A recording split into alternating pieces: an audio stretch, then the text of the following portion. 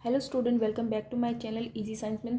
इससे पहले के वीडियो में हमने समांतर क्रम संयोजन पढ़ा था, उसके कुछ न्यूमेरिकल्स किए थे और साथ ही हमने ये भी पढ़ा था कि श्रेणी क्रम संयोजन घरों में क्यों उपयोग नहीं लेते हैं और समांतर क्रम संयोजन को क्यों उपयोग में लेते हैं। ये सारी चीज़ें हमने पढ़ी थी। आज हम पढ़ेंगे विद्युत धारा का तापीय प्रभाव। हम जानते हैं कि बैटरी अथवा सेल विद्युत ऊर्जा के स्रोत है। सेल के भीतर होने वाली रासायनिक अभिक्रिया सेल के दो टर्मिनलों के बीच विभवांतर उत्पन्न करती है, जो बैटरी से संयोजित किसी प्रतिरोधक अथवा प्रतिरोधकों के किसी निकाय में विद्युत धारा प्रवाहित करने के लिए इलेक्ट्रॉनों में गति स्थापित करता है।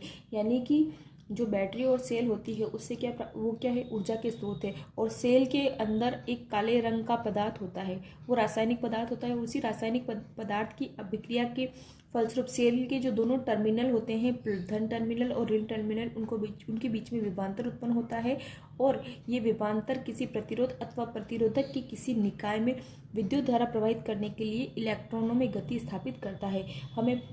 मैंने शुरू में जब चैप्टर पढ़ाए थे फर्स्ट सेकंड पार्ट में, उसमें मैंने आपको बताया था कि किसी भी उपकरण में या किसी भी तार वगैरह में विद्युत धारा तभी प्रवाहित होगी जब उसमें इलेक्ट्रॉन गति करेंगे।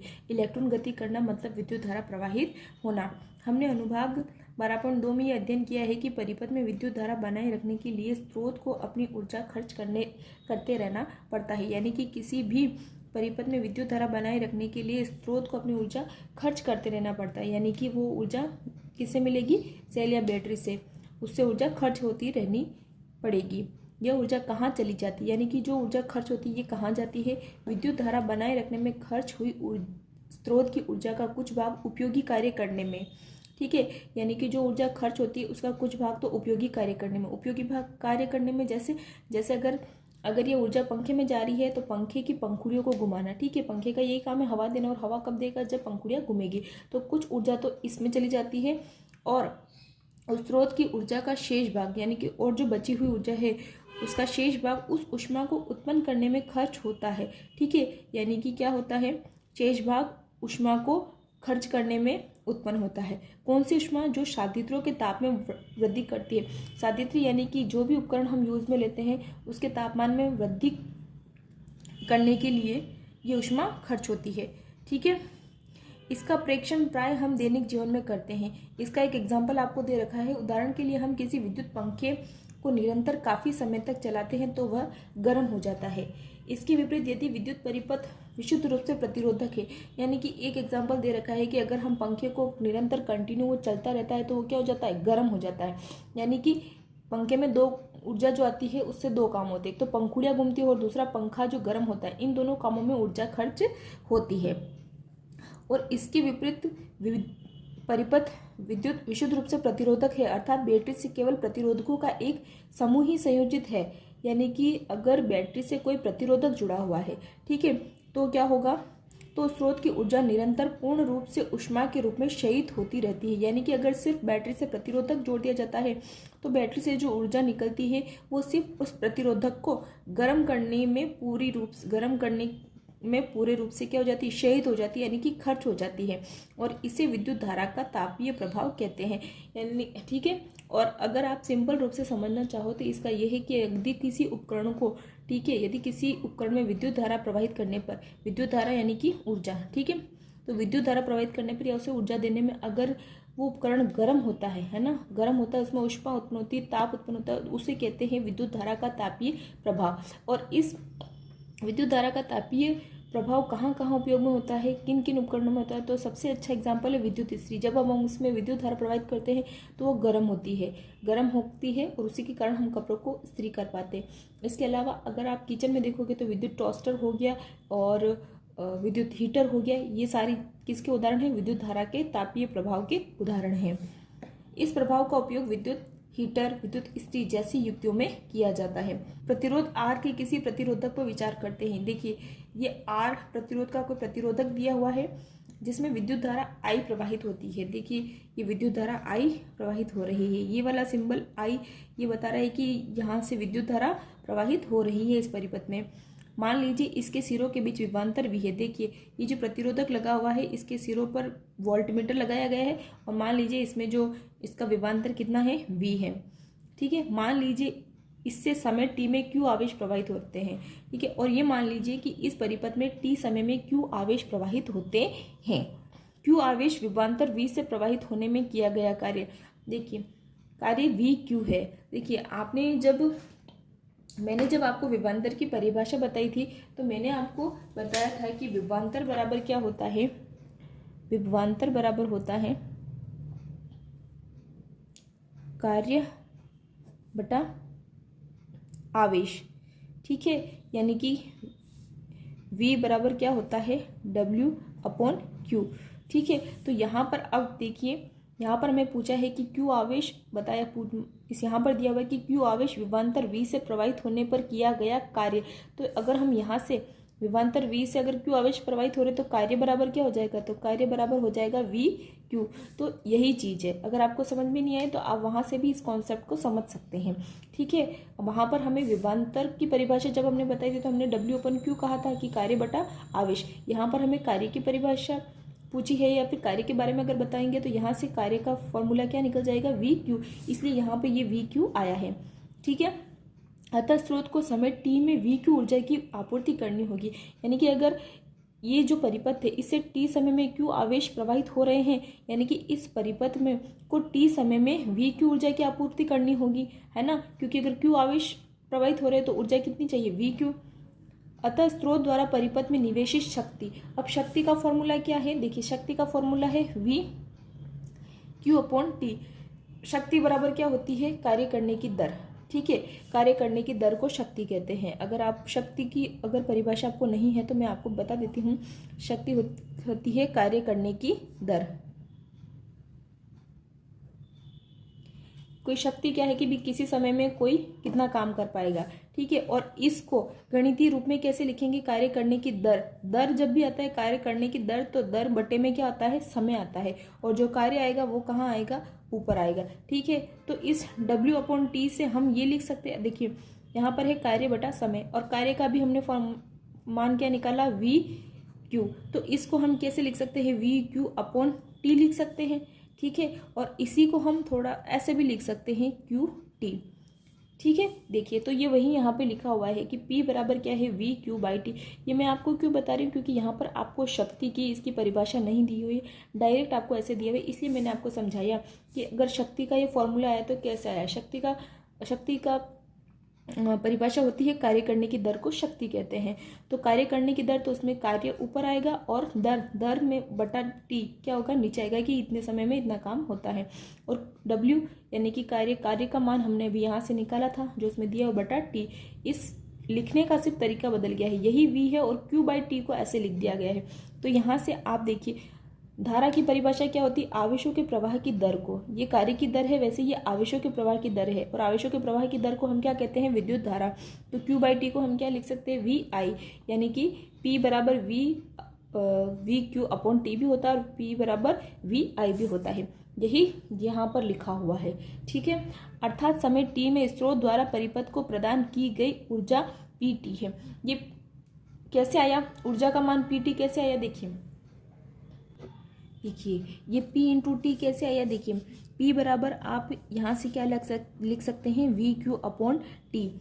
ठीक है, यहाँ से P इंटू टी बराबर क्या हो जाएगा, वी क्यू। तो ये क्या है, ये है कार्य। ठीक है, T समय में परिपथ द्वारा किया गया कार्य। ठीक है, और कार्य क्या होता है, ऊर्जा होता है, जितनी ऊर्जा होगी उतना ही कार्य होगा। तो यहाँ से जो ऊर्जा बराबर कितनी हो जाएगी, P इंटू टी हो जाएगी।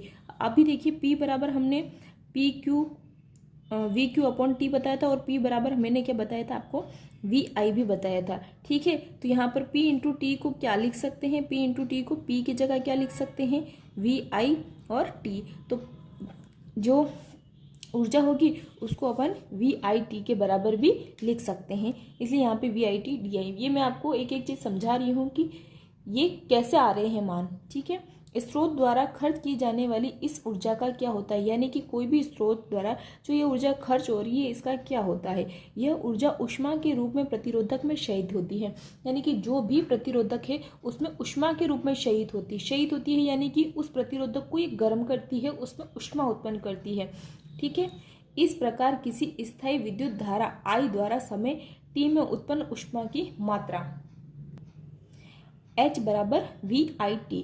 अब ये कैसे आया, देखिए इसको वापस से एक बार समझिए। हमने सबसे पहले ये पढ़ा कि कार्य बराबर क्या होता है VQ, ये हमने पढ़ा। शक्ति का मान, शक्ति बराबर मैंने आपको क्या बताया, कार्य करने की दर।